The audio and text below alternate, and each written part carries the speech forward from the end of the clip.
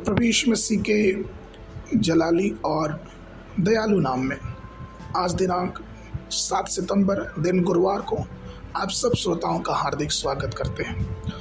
आज के दिन के लिए जो वचन है लिया गया है पहला पत्रस की पुस्तक उसका दूसरा अध्याय 20 और 21 पद।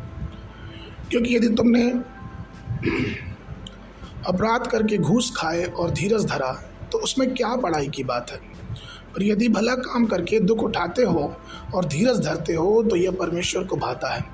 और तुम इसीलिए बुलाए भी गए हो क्योंकि मसीह भी तुम्हारे लिए दुख उठाकर तुम्हें एक आदर्श दे गया कि तुम भी उसके चिन्ह पर चलो।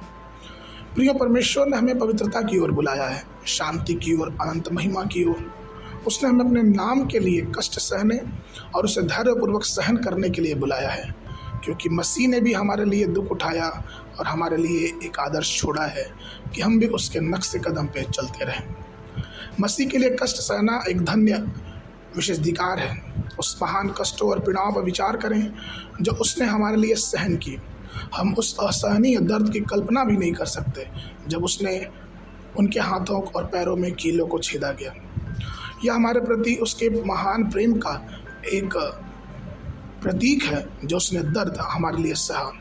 उन दिनों में जब पौलुस और सिलास को मारा गया, पीटा गया और जेल में डाल दिया गया तो उन्हें एहसास हुआ उस धैर्यपूर्वक पीड़ा को सहने का जो पवित्र आत्मा के द्वारा उन्हें सहन शक्ति दी गई। वे अपने शारीरिक कष्ट से बेपरवाह होकर वो प्रभु की स्तुति और भजन कर रहे थे। और हमें पता है कि जब वो भजन कर रहे थे तो उस रात जेल की कोठरी के दरवाजे खुल गए। प्रेरित पौलुस दूसरा कुरिन्थियों की पत्री उसका पहला अध्याय 6 और 7 पद में लिखते हैं कि यदि हम क्लेश पाते हैं तो यह तुम्हारी शांति और उद्धार के लिए है, और यदि शांति पाते हैं तो यह तुम्हारी शांति के लिए है, जिसके प्रभाव से तुम धीरज के साथ उन क्लेश को सह लेते हो जिन्हें हम भी सहते हैं। और हमारी आशा तुम्हारे विषय में दृढ़ है, क्योंकि हम जानते हैं कि तुम जैसे दुखों के वैसे ही शांति के भी सहभागी होगे। प्रियो, धर्म ग्रंथ में खोजें और पता लगाएं कि प्रत्येक शिष्य जो यीशु मसीह के साथ चला उनके जीवन का अंत कैसे हुआ। प्रेरित पतरस को क्रूस पर उल्टा लटका के मार दिया गया। सुसमाचार के एक लेखक मरकुस को रोम देश में एक रथ के साथ बांध दिया गया और तब तक घसीटा गया जब तक उसकी मृत्यु न हो गई। मत्ती को इथोपिया में शहीद पाया गया। थोमा को भारत देश में शहीद पाया गया। याकूब का सिर काट दिया गया।